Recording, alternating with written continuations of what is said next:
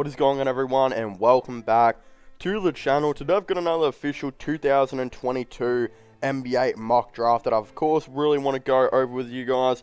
This time I actually want to talk about who I think the Cleveland Cavaliers should, of course, select with the 14th overall pick, in the draft. Again, of course, this will be an official clip from my 2022 NBA mock draft, so I would highly recommend going and checking out the full version, which I'll be linking in the description down below. Again, if there's a player that you were like, why didn't I take with this pick?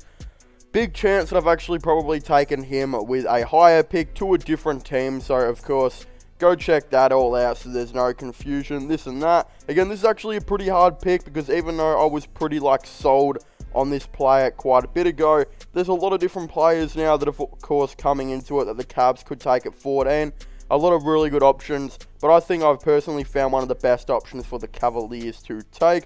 So I guess without further ado, let's just get straight into it.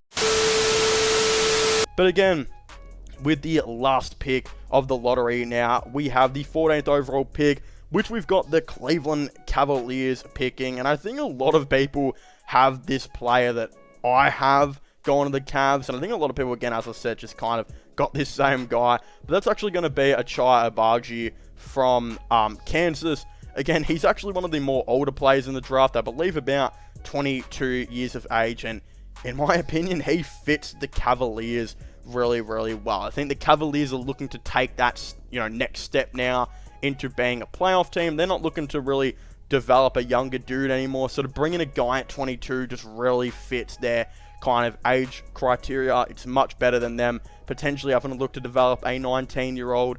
The beauty with Ochai Agbaji is he is such a good defender in the league as well. Can guard 1 through 3 at 6'5" /6'6". Again, mainly a shooting guard, but a very, very nice shooter that I believe averages around 40% from 3.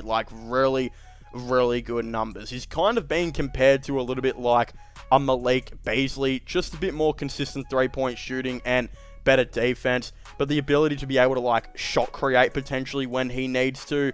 Again, people are saying that his 3-point percentage is already going to translate into the NBA, and so will his perimeter defense. Again, he actually also averaged 18 per game as well, I believe, in college, which is pretty decent. I feel like he's just one of those guys that's going to go straight from college to the NBA and just translate really, really well. And considering the Cavaliers, I think we'll move on from Cedi Osman, who's going to be on about $7 million. I think it's time for the Cavaliers to do it. Again, he's been so great for the Cavs, but sometimes his inconsistency on the defensive end, it just really doesn't fit into what the Cavs are trying to do.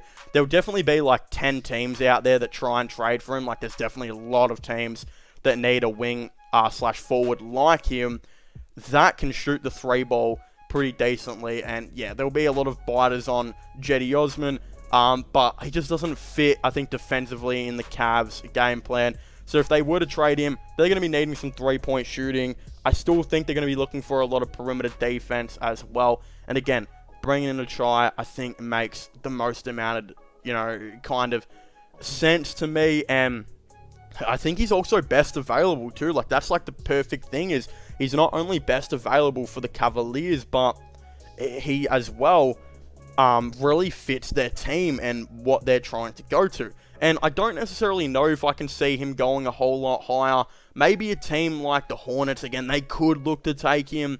Even though I don't know how much they need him, they could look at him. OKC as well, but realistically, a lot of these teams, I don't feel like are ready for a dude of his age. And again, I don't necessarily know how much these teams need him. The Hornets have heaps of guards, so do OKC. Both of those teams should be looking at big men / power forwards at this point. The Cavaliers, yeah, they need a wing dude that can guard the perimeter and shoot threes, and he would realistically be the perfect one. And I, as a Cavs fan, to be honest, I might be letting my bias come in here, but this is the move I want to see us make. If we think a team is trying to get him at 12 or something, I don't know if we would trade up.